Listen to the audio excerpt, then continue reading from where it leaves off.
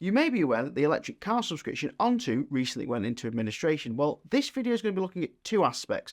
One, why they went into administration using the information I have as a car dealer about the the network that Onto has, and some information I've had from sources to do with Onto. And also, we're going to be looking at how I think the business could be saved, but what that's going to have to look like going forward. Now, before we get into the meat of the video explaining how they can be saved and how they failed, let's very briefly explain who Onto are. Onto was originally EVEzy. They are a car subscription service here in the UK for electric cars only. For the monthly subscription fee, you got a brand new or next to new electric vehicle, and that in the monthly cost included your car insurance, charging cards, and any maintenance the vehicle had. There was a minimum contract of only 30 days, and that rolled over every 30 days, and you couldn't sign up for any longer than 30 days. It was just 30-day rolling contracts. And because they didn't offer any discount long term, we'll get back to this shortly. Now we understand what the business is, we need to understand what Onto's business model was, because this is where we understand how they could fail and some of the biggest flaws behind the business plan. Now, Onto's business plan did seem very sound when they first started up in July 2020. Now, what they used to do is they used to go to a manufacturer and buy huge numbers of cars. Now, because they were buying huge numbers of cars, the manufacturer would offer them huge discounts. Now, to give you an example, let's say a typical electric car costs £30,000 here in the UK. They'd be buying it closer to £20,000, and the more expensive cars they would receive even higher discounts on. Now, this is good for manufacturers because they get to sell huge, rafts of cars in one go. They don't have to divulge that price to the general public, and they get their full money for the car for hitting their CAFE targets. And their CAFE targets here in the UK is a fine system if you don't meet CO2s, basically the number of electric cars you have, and manufacturers have sometimes struggled to hit that. So if Onto were willing to buy 10,000 electric vehicles in one go, that means the manufacturers could charge full retail in the showroom for all the electric cars and not have to worry about hitting targets because they've already hit them with these rental companies like Onto. Now, this is where you can kind of see where the business plan's going to fail, because yes, that sounds great that they're saving tons of money, but I've been told by certain sources that the finance sometimes they were taking out on some of these cars was more per month than they were renting you the car. Now, that sounds like a really crazy business plan. They're making a loss after all these auxiliary costs and the finance. They're making a loss per month on the car. But remember, they bought that car for £10,000 less in my example than what the retail was. So if they retail that car within 6 to 12 months after buying it, they should be all right. Now, I've seen this in the past from a car I've had, which was bought from a large leasing company, let's say. I saw the invoice price on what they paid for it, and I sold that car 2 years later for a profit on what the leasing company paid for it.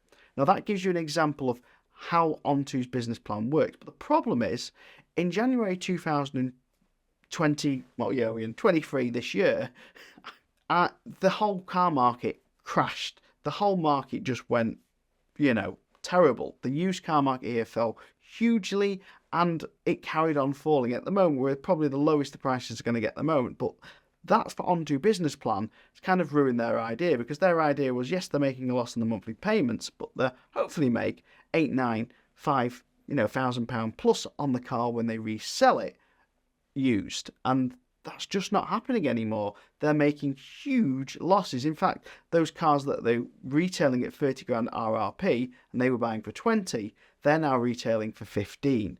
So if they were hoping at the time to get 24, 25 for it, they're now over £10,000 less than they thought they were going to get. Now, the price reduction in electric car values wasn't the thing that actually sent Onto completely downhill. There were some other dominoes that were falling into place. Now, first of all, the price drop on used electric vehicles, the loss they were now making on retailing these used electric vehicles, is getting very, very large. Now, Onto's business model relies on constant flow of new cars and a constant flow of those old cars being resold. Those old cars being resold aren't replenishing the price they have to buy the new vehicles for anymore. If they don't buy the new vehicles at the discount rate, their business model kind of starts to be shaken up. So they can't commit to buying as many new cars because their used car value has dropped. But luckily, they had a big backer called Legal in General.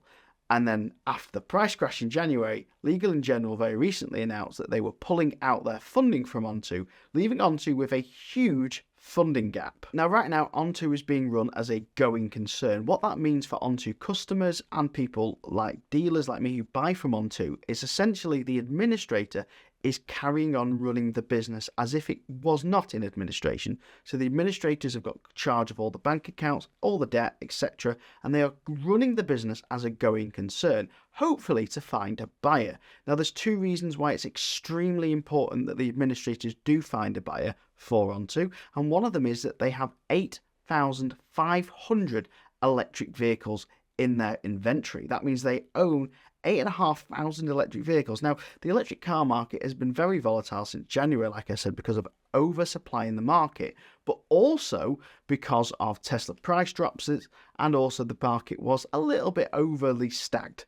Now, the problem with Onto, if they go bust and 8,500 cars hit the auction all at once, used EV values will tank even more, way more than they already have.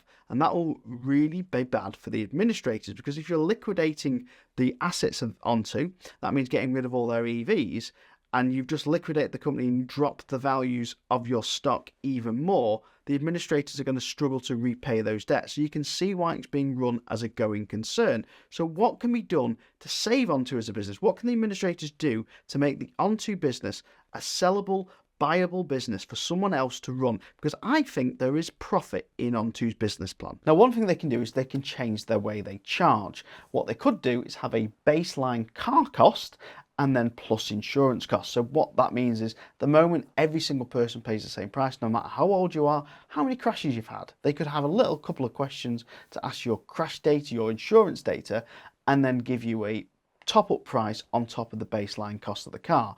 Or it could be, if you fit our criteria, it's this monthly cost, but if you fall outside our insurance criteria, you'll pay a loading cost of this much. Now, that would mean for Onto slightly better protection on what the monthly costs are for their insurance, because they could tell their insurance company, this is a high-risk driver, so can you charge us less for the low-risk ones and more for the high-risk ones? This could actually benefit them quite so much.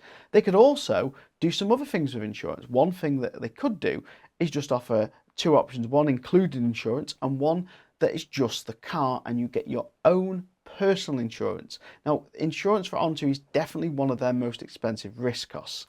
So if they can offload that to you and making you prove that you're insured on the car, that is definitely a big saver for Onto, especially if you're thinking of leasing a car from Onto long term, because most people who are self-insuring the car aren't going to self-insure for 30 days. They're going to want to insure for a year plus. So basically that means that for Onto, it's a better, more loyal customer experience, which leads us into the obvious. The next thing they can do is obviously do longer leases. At the moment, they only do 30 days. They should offer a discount if you want to rent for 6 months, a year, or 2 years. Do it basically like a PCH deal, where either an insurance included or a non-insurance version, but longer terms than what they currently have at 30 days, offering customers the discount for doing it this way, which this also means for Onto, rather than relying on reselling the car, they can look at keeping the car a bit longer. Now, that again moves into another option Onto could do. Instead of getting rid of the car after a year, they could offer some of these cars back to customers on their website for, would you like to rent a 1-year-old EV, a 2-year-old EV, an EV with 50,000 miles on for a little bit less per month. I think this would definitely improve the way they have to worry about disposing stock, especially when the price is dropping used EVs, if they can then keep that car a bit longer and then try and gain some value back for it that way. Lastly, if you're an Onto customer, don't forget the staff are possibly going to lose their jobs. So if you're ringing up and you're making a complaint about the company going bust or having problems with them, be patient. There's people that have their jobs at risk at the moment, so try and be nice on the phone to them. If you're interested in learning more about companies that have gone bust in the EV industry before, then I did a video here about a company that made EV chargers that went into bankruptcy, and that one got saved.